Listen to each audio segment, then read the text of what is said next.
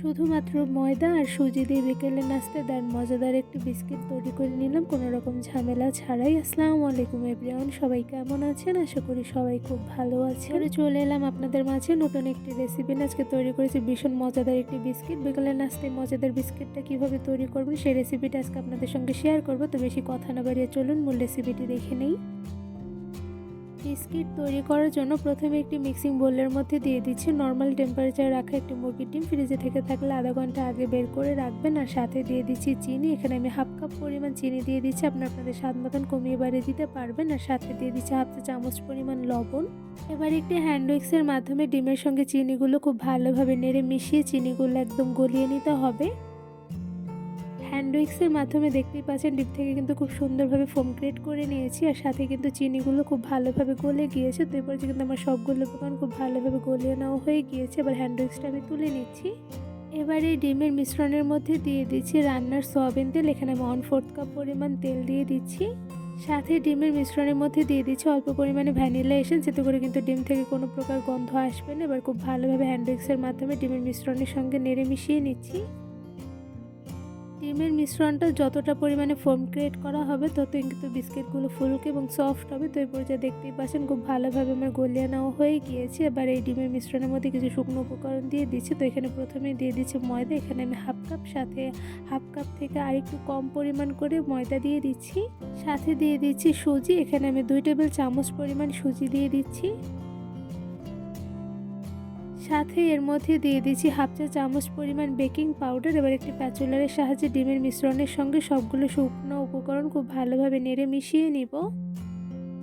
ডিমের মিশ্রণের সঙ্গে সবগুলো শুকনো উপকরণ খুব ভালোভাবে নেড়ে মিশিয়ে নিতে হবে। তো এই পর্যায়ে দেখতে পাচ্ছেন মিশিয়ে নেওয়া হয়ে গিয়েছে। এবার এই মিশ্রণগুলো আমি 5 মিনিটের মতন রেস্টে রেখে দিব।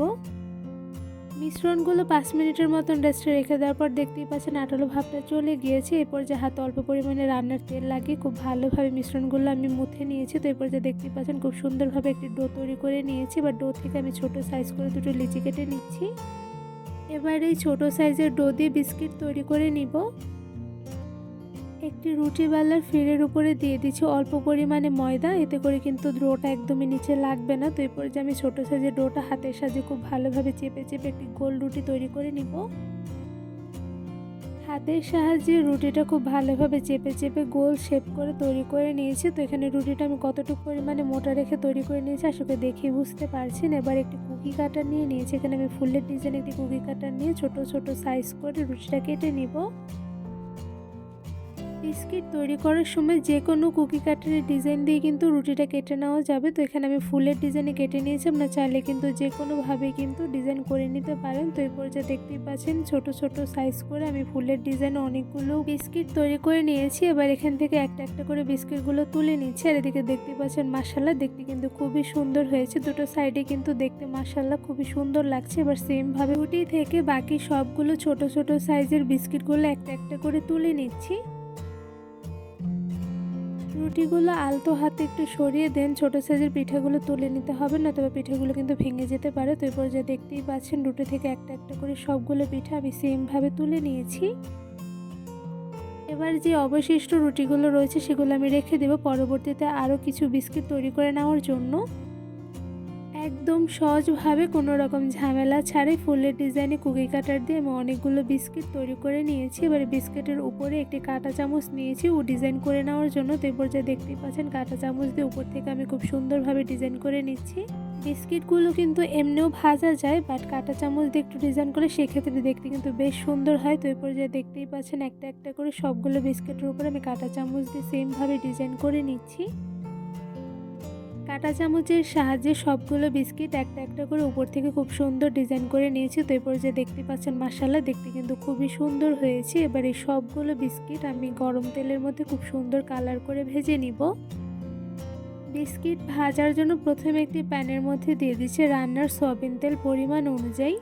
এবার তেলগুলো মিডিয়াম টু লো আঁচে গরম করে এর মধ্যে বানিয়ে রাখা সবগুলো বিস্কিট একটা একটা করে দিয়ে দিচ্ছি।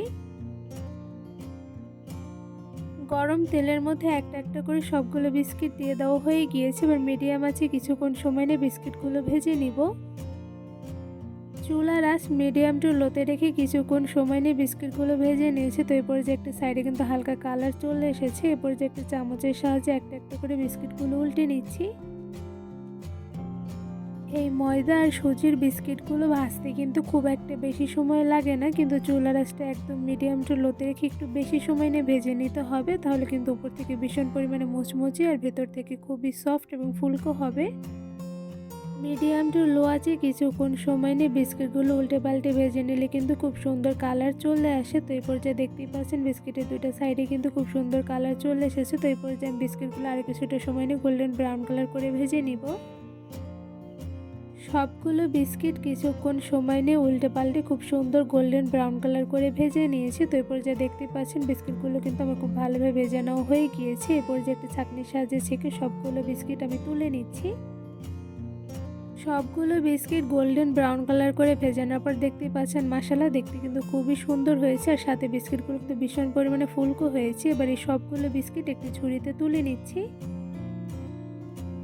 একদম সহজভাবে কোনো রকম ঝামেলা ছাড়াই শুধুমাত্র অল্প কিছু উপকরণ দিয়ে তৈরি করে ফেলেছি ভীষণ মজাদার বিস্কিট। এই বিস্কিটগুলো তৈরি করা কিন্তু খুবই সহজ, কোনো রকম ঝামেলা নেই, ঝটপট অল্প কিছু উপকরণ দিয়ে তৈরি করে ফেলা যায়। এই বিস্কিটগুলো মাশাআল্লাহ দেখতে যেমন সুন্দর হয়েছে, সাথে কিন্তু ভীষণ পরিমাণে ফুলকো এবং ভীষণ পরিমাণে ক্রিস্পি হয়েছে। কতটা পরিমাণে ক্রিস্পি হয়েছে তা আপনাদের একটু ধরে দেখাচ্ছি। এই বিস্কিটগুলো যে কতটা পরিমাণে ক্রিস্পি হয়েছে আশা করি আপনার সাউন্ড শুনে বুঝতে পারছেন। এই বিস্কিটগুলো কিন্তু শুধু ক্রিস্পি হয়নি, সাথে ভেতর থেকে কিন্তু পারফেক্টলি কুকড হয়েছে। তো আমি একটা বিস্কিট আপনাদের একটু ভেঙে দেখাচ্ছি। এই তো দেখতেই পাচ্ছেন বিস্কিটের ভেতর থেকে কিন্তু পারফেক্টলি কুকড হয়েছে, আর সাথে কিন্তু দেখতে খুবই লোভনীয় হয়েছে। আর এই বিস্কিটগুলো কিন্তু দেখতে শুধু লোভনীয় হয়নি, সাথে খেতে কিন্তু অসম্ভব মজাদার হয়েছে। এই মজাদার বিস্কিট তৈরি রেসিপিটা আপনাদের কাছে কেমন লেগেছে তা অবশ্যই কমেন্ট করে জানাবেন। রেসিপিটি ভালো লেগে থাকলে আমার চ্যানেলটি সাবস্ক্রাইব করে ভিডিওতে বেশি বেশি লাইক কমেন্ট শেয়ার করে আমার পাশেই থাকবেন। আজকে এখানেই বিদায় নিচ্ছি। সবাই সুস্থ থাকবেন, ভালো থাকবেন, আল্লাহ হাফিজ।